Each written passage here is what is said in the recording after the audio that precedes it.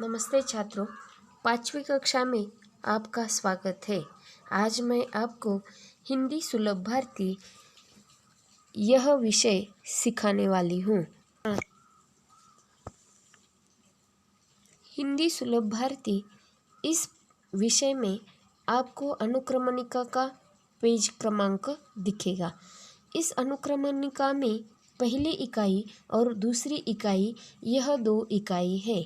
पहली इकाई में कुल मिलाकर 16 पाठ है, तो ज़्यादातर 90वें पाठ तक परीक्षा में आपको घटक चाचनी में आ जाएगा। तो इसी तरह से आज हम नया पाठ देखेंगे जिसका नाम है आओ खेलें। आज हम नया पाठ देखेंगे जिसका नाम है आओ खेलें। इस पाठ में पहला घटक है पहचानो और बताओ।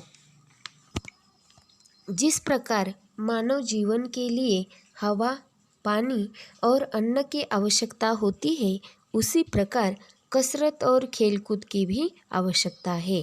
इसकी कमी के कारण मनुष्य कमज़ोर बन जाता है और अक्सर बीमार भी पड़ने लगता है। अपना कोई भी काम वो कुशलता से नहीं कर पाता। इसीलिए मैदान में खेलना और कसरत करना शारीरिक विकास के लिए महत्वपूर्ण है। हम कई प्रकार के खेल खेलते हैं। कुछ खेल मैदान पर खेले जाते हैं तो कुछ खेलों के लिए मैदान की भी आवश्यकता नहीं होती है। इसका मतलब हम घर पर बैठकर खेले जाने वाले खेल खेल सकते हैं। उदाहरणार्थ शतरंज, कैरम आदि खेल घर पर बैठकर खेल सकते हैं। मैदान पर खेले जाने वाले खेल कबड्डी, क्रिकेट, फुटबॉल, खो खो आदि खेल होते हैं। हमारे इस पाठ में आपको 4 चित्र दिखाई देते हैं। वो 4 चित्र अलग अलग खेलों के हैं। चित्रों का निरीक्षण कीजिए और उनके बारे में आपस में चर्चा कीजिए। आज हम इस पाठ में दिखाए गए लगोरी इस खेल के बारे में अधिक जानकारी लेंगे। चित्र क्रमांक 1 में लगोरी यह खेल खेलते हुए बच्चे नज़र आ रहे हैं। इस खेल में 7-8 बच्चे खेल सकते हैं या फिर उससे ज़्यादा भी खेल सकते हैं। लगोरी खेलने के लिए खुले मैदान की आवश्यकता होती है। यह खेल 2 दलों के बीच खेला जाता है। लगोरी खेलने के लिए 7 बड़े छोटे पत्थर या ईंट के टुकड़े को या फिर गोटियों को एक के ऊपर एक बड़े से छोटे क्रम में रखी जाती है। एक विशिष्ट अंतर पर सभी खिलाड़ियों को उसको गोलाकार घेर कर खड़े हो जाने के लिए कहते हैं।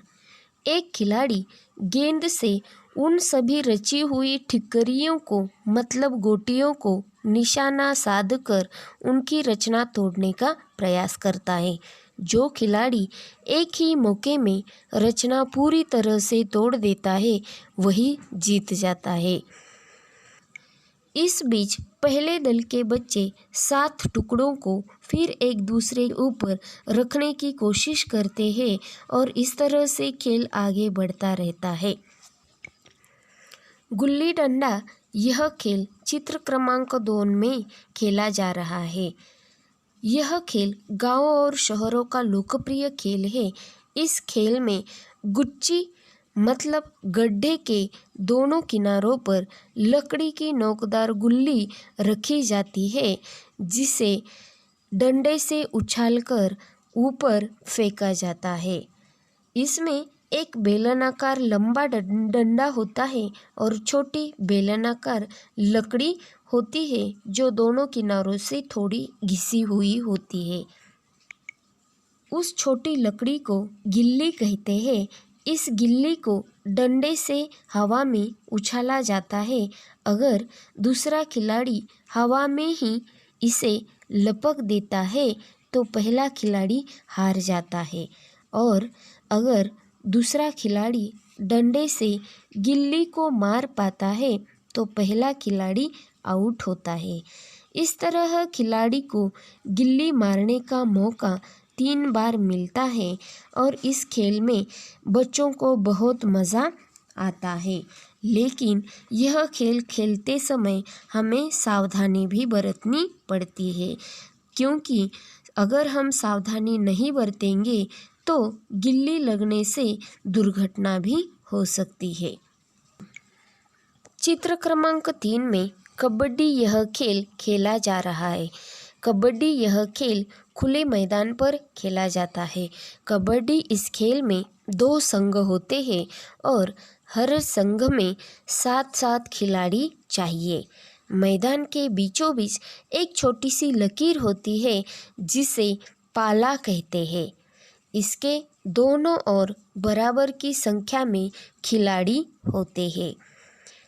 यह खेल कम से कम 7 मिनट तक चलता रहता है। खेल शुरू होने पर एक खिलाड़ी को कबड्डी कबड्डी ऐसे बोलते हुए दूसरे संघ की ओर जाना पड़ता है और बिना सांस टूटे दूसरे संघ के खिलाड़ी को छूकर वापस अपने पाले में आना होता है। अगर दूसरे संघ के खिलाड़ियों ने उस खिलाड़ी को पाले को छूने से पहले ही पकड़ लिया और रोक लिया तो वह खिलाड़ी आउट माना जाता है। इस तरह से इस खेल में ताकत, दमखम और गति की आवश्यकता भी होती है। चित्र क्रमांक 4 में क्रिकेट खेला जा रहा है। आज यह सारी दुनिया का लोकप्रिय खेल बन गया है।